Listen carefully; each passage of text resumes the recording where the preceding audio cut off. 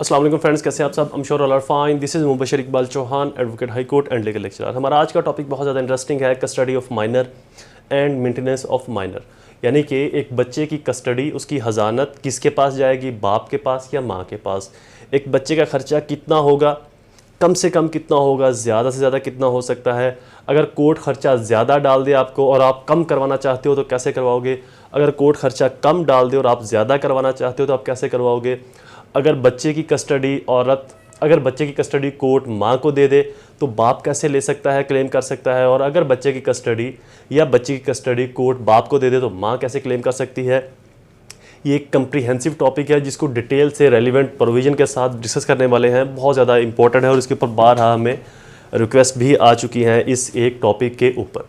शुरू करते हैं हमारा लेक्चर स्टार्ट करने से पहले एज़ यूजुअल अगर आप मेरे YouTube channel law and communication skills के ऊपर नए हैं तो रेड बटन को क्लिक करके चैनल को सब्सक्राइब करना, साथ में ही बेल आइकन को प्रेस ज़रूर कर दें ताकि ऐसे फर्दर तमाम इन्फॉर्मेटिव लेक्चर्स आपकी एक्सेस में रहे और उनके नोटिफिकेशन आपको टाइमली मिलते रहे।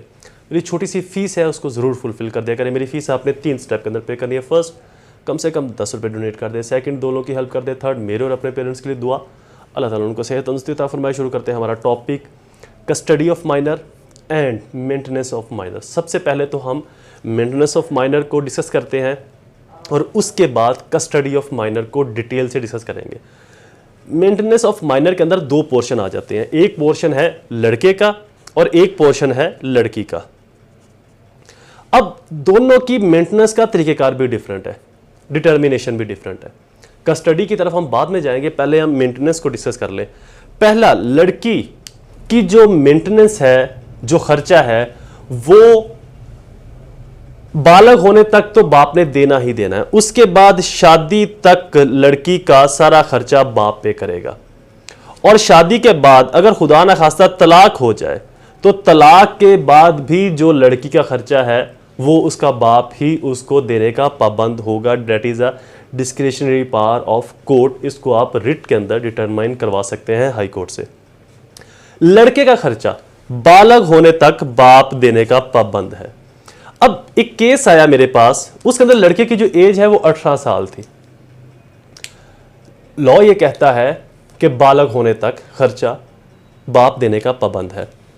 कितना खर्चा? कम से कम 5-7 हज़ार रुपये फिक्स किया जाता है। लेकिन आप बाप की कैपेसिटी को देखकर, क्योंकि कुछ केसेस के अंदर हमने खर्चा 40-40 हज़ार रुपये भी पर चाइल्ड, एक बच्चे का फिक्स करवाया, क्योंकि वहाँ पर बाप की जो फाइनेंशियली पोजीशन है वो काफ़ी स्ट्रॉन्ग थी। तो उसकी फाइनेंशियल पोजीशन को मद्देनज़र रखते हुए बच्चे का खर्चा डिटरमाइन किया जाता है। लेकिन कम से कम 5 से 7 हज़ार डिटरमाइन होगा। इस ही पोर्शन के लास्ट में मैं आपको ये भी बताऊंगा कि अगर एक बाप 5-7 हज़ार भी नहीं दे सकता तो उसका क्या हल होगा। क्या अगर आप खर्चा नहीं देते बच्चे का और कोर्ट आपको सज़ा दे देती है, 1 साल की जेल कर देती है और जेल करने के बाद आप आज़ाद हो जाओगे या आपको खर्चा देना पड़ेगा? इस चीज़ को भी मैं बताऊंगा आपको इसी पोर्शन के लास्ट में। अच्छा जी, तो सबसे पहले तो कम से कम जो खर्चा है वो 5 से 7 हज़ार रुपये फिक्स करती है कोर्ट, बाप की पोजीशन को देखते हुए। अगर बाप की फाइनेंशियली पोजीशन काफ़ी स्ट्रॉन्ग है तो खर्चा जो बच्चे की मेंटेनेंस है वो बढ़ाई भी जा सकती है। बच्चे का जो खर्चा है वो बढ़ाया भी जा सकता है। 10-20 हज़ार, 50 हज़ार और कुछ केसेस में तो लाख तक भी खर्चा बढ़ाया गया है, ये देखने में आया।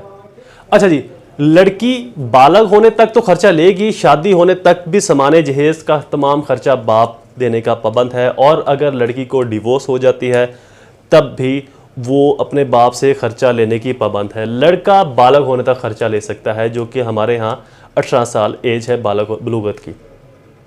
लेकिन ये कोर्ट की डिस्क्रिशनरी पावर है। आप एक रिट फाइल करके कोर्ट से रजू कर सकते हैं कि जनाब लड़का बालिग तो हो गया है लेकिन जॉब नहीं है, तो क्या वो भूखा मर जाए, उसका सोर्स ऑफ इनकम नहीं है, तो किस तरह से वो मेंटेन करे अपने आप को। तो या रियासत को पाबंद बनाया जाए या उसके बाप को पाबंद बनाया जाए कि तब वक्त उसकी जॉब होने तक जो टाइम है वो बाप उसको खर्चा दे, क्योंकि ये एक अनसॉल्व क्वेश्चन है जिसको रिट के अंदर हमने चैलेंज किया हुआ है। तो इस दौरान आप जो रिट है ये कोर्ट की डिस्क्रिशनरी पावर्स को बढ़ा देती है। वहाँ पर आप जो इनहेरिटेंट पावर्स हैं कोर्ट की 151 के तहत या रिट के अंदर कोर्ट की इनहेरिटेंट जुरिस्डिक्शन के तहत हाई कोर्ट की, ये हाई कोर्ट के लिए क्वेश्चन है, तो हाई कोर्ट के अंदर आप रुजू करके, क्योंकि ये हाई कोर्ट की डिस्क्रिशनरी पावर्स हैं, तो हाई कोर्ट अपनी डिस्क्रिशनरी पावर्स को इंटरटेन करते हुए बच्चे का खर्चा फिक्स कर सकता है, आया स्टेट दे या उसका बाप दे। अब आते हैं दूसरे पोर्शन के ऊपर कि अगर एक शख्स खर्चा नहीं देता बच्चे का, कहता जी 5,000 फिक्स होगा, मेरे को तो 5 भी कोई नहीं देता जाता है ही कोई नहीं, कितना दमा मराया पे मैं तो मुझे सजा दे दो जी। जैसे आपने उसको साल सजा देती, साल बाद वो बाहर आता है, उसके ऊपर फिर केस चलेगा या नहीं चलेगा, खर्चे का चलेगा। क्यों? जो उसको सजा हुई है वो इस वजह से नहीं हुई कि उसने खर्चा नहीं दिया, जो उसको सजा हुई है वो इस वजह से हुई है कि उसने कोर्ट के हुक्म की फर्माबरदारी नहीं की, डिसओबीडेंसी द ऑर्डर ऑफ कोर्ट किया उसने, कंटेम्प्ट ऑफ कोर्ट के अंदर उसको 1 साल सजा होगी। तो लिहाजा जिन लोगों के माइंड में ये क्वेश्चन है कि जी अगर हम खर्चा नहीं देते, बच्चे का मेंटेनेंस नहीं देते तो हमें साल सजा होगी, साल सजा होने के बाद हमें खर्चे से बरियो जमा हो जाएंगे, तो ऐसा बिल्कुल भी नहीं है। जो साल सजा है वो कंटेम्प्ट ऑफ कोर्ट के अंदर होती है, तौहीन अदालत में अदालत का हुक्म ना मानने की सूरत में खर्चा आपको फिर भी देना पड़ेगा। इसकी रिकवरी का जो तरीक़ेकार है वो डिफरेंट है, वो देखना पड़ेगा कि बाप की प्रॉपर्टी है या नहीं, डायरेक्ट कोई प्रॉपर्टी है या इनडायरेक्ट कोई प्रॉपर्टी है। अगर बाप बिल्कुल ही विल है तो फिर उसके दादा को, उसके ग्रैंडफादर को पार्टी बनाया जाएगा, बच्चे के दादा को पार्टी बनाकर उससे खर्चा दिलवाया जाएगा। अगर बाप की प्रॉपर्टी को चचा या ताए या कोई और यूज़ कर रहा है तो देन उनको भी पार्टी बनाया जा सकता है उस केस के अंदर। तो लिहाजा जो सज़ा आपको होगी वो सज़ा सिर्फ और सिर्फ कंटेम्प्ट ऑफ कोर्ट में होगी, खर्चा ना देने की सूरत में नहीं, खर्चा आपको देना ही पड़ना, और जो ड्यू है वो भी आपको पे करना पड़ेगा। अब आते हैं दूसरे पोर्शन के ऊपर, कस्टडी ऑफ माइनर।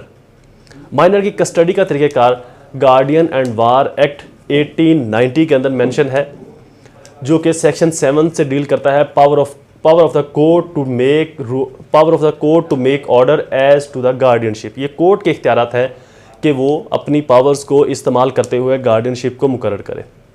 गार्डियनशिप लड़की के लिए इसेंशली किया गया है, लॉ ने मेंशन नहीं किया, लेकिन ये एज यूजुअल प्रैक्टिस है कि लड़की को माँ के पास ही रखा जाए जब तक कि वो बालिग ना हो जाए, बुलूगत की उम्र को ना पहुँच जाए, जो कि हमारे यहाँ पर लड़की की बुलूगत की उम्र 16 साल है।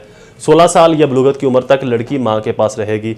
लड़के की 7 साल तक माँ के पास रहना ज़रूरी है, उसके बाद बाप भी क्लेम कर सकता है। लेकिन ये कोई लॉ नहीं है, ये लॉ नहीं है। अगर माँ दूसरी शादी कर लेती है तो इस दौरान बाप कस्टडी क्लेम कर सकता है, लड़के की भी और लड़की की भी। अगर माँ इनसेन हो जाती है, अगर माँ इमोरल लाइफ गुजार रही है, जो औरत है वो इमोरल लाइफ गुजार रही है, अनएथिकल लाइफ गुजार रही है, तो इस दौरान भी बाप क्लेम कर सकता है लड़का और लड़की, बच्चा और बच्ची की कस्टडी का। 3 चीज़ें होगी। 4th चीज़ कि अगर औरत की डेथ हो जाती है तब भी बाप क्लेम करेगा बच्चा और बच्चे की कस्टडी का। 5वीं चीज़, अगर ये चारों नहीं होती, ना माँ की डेथ होती है, ना माँ इमोरल अनएथिकल लाइफ गुजारती है, ना ही माँ दूसरी शादी करती है, ना ही माँ इनसेन है, पागल होती है, तो इस दौरान क्या होगा? इस दौरान भी बाप कस्टडी क्लेम कर सकता है, ये ग्राउंड देकर। अब यहां पर हम लॉ पढ़ते हैं, उसके बाद मैं आपको डिटेल से बताता हूं। Where the court is satisfied that it is for the welfare of the minor that an order should be made, appointing the guardian of his person or property or both, declared person to be such guardian, the court may make any order accordingly. Court जो है किसी भी शख्स को guardian मुकर्रर कर सकती है। किसी भी शख्स से मुराद माँ या बाप, दादा दादी, नाना नानी, उसके बाद चचा, मामू, फुफो, खाला, ये स्टेप बाय स्टेप बता रहा हूँ। अगर इनमें से जिसकी करीबी रिलेटिव्स की डेथ होती जा रही है या इसके बाद कोई विशेष करता है कि जी मैं इस बच्चे के गार्डियन बनने को तैयार हूँ, तो उसको भी कोर्ट गार्डियन बना सकती है। इस दौरान अगर माँ और बाप की तलाक होती है, अब इशू ये राइज हो गया कि बच्चे किसके पास रहेंगे। तो बाप अगर कोर्ट को ये ग्राउंड देकर यकीन दिला दे कि जनाब मेरा सोर्स ऑफ इनकम बेहतर है, मैं बच्चों की बेहतर परवरिश कर सकता हूँ, बेहतर बच्चों को खिला सकता हूँ, पिला सकता हूँ, पहना सकता हूँ, तो बच्चों की जो हजानत का हकदार है, बच्चों की हजानत का जो हकदार है, कस्टडी का जो हकदार है वो मैं हूँ, माँ नहीं है, इससे बेहतर मैं परवरिश कर सकता हूँ, तो कोर्ट बाप को भी बच्चे दे सकती है। ये प्रोहिबिटेड बाई लॉ नहीं है, लॉ में कोई ममानत नहीं है कि जी बाप को देने नहीं देने। ये एक जनरल प्रैक्टिस चलती आ रही है कि 7 साल तक, क्योंकि बच्चा जो छोटा है उसने माँ का दूध पीना है, तो इसलिए 2 साल तक तो इसेंशली बच्चों को 2 से 4 साल तक माँ के पास रखा जाता है। उसके बाद बच्चों की राय भी ली जाती है। 7 साल तक लड़का है, लड़की से बड़ी है 10-12 साल 15 साल की, तो उनकी राय भी पूछी जा सकती है कि आपने किसके पास जाना है। या कोर्ट ये भी देखेगी किसके पास बेहतर परवरिश हो सकती है बच्चों की। तो ये कोई कानून नहीं है कि जी सिर्फ औरत को जाणगे मर्द को जानगे नहीं, बस मर्द खर्चा दे देवे तो और कुछ भी नहीं। ऐसा कोई कानून नहीं है, बस एक प्रैक्टिस चलती आ रही है जो प्रैक्टिस दर प्रैक्टिस होता जा रहा है। लेकिन इस प्रैक्टिस को चैलेंज किया जा सकता है क्योंकि ये कानून नहीं है, एक प्रैक्टिस है। बहरहाल 7 साल तक लड़का माँ के पास और 16 साल तक लड़की माँ के पास रहने के लिए बेहतर करार दी जाती है। बहरहाल बाप इस दौरान भी कस्टडी क्लेम कर सकता है। जो ऊपर 4 सूरतें बताई, माँ की डेथ हो जाए, दूसरा निकाह कर ले, इमोरल लाइफ गुजारनी शुरू कर दे, इनसेन हो जाए, पागल हो जाए, इस दौरान भी बाप कस्टडी क्लेम कर सकता है। अदर देन भी इन चारों इकसाम के अलावा भी बाप कस्टडी को क्लेम कर सकता है। Lecture is complete. I hope ये लेक्चर आपके लिए फ़ायदेमंद साबित हुआ होगा। वीडियो को लाइक और शेयर ज़रूर कर दीजिएगा अपने हल्का अहबाब में। दोबारा हाजिर होगा किसी और इन्फॉर्मेटिव लेक्चर के साथ। तब तक मुझे अपनी दुआओं में ज़रूर याद रखें। अल्लाह ताला आप सबका हामी और नासिर हो। वस्सलाम।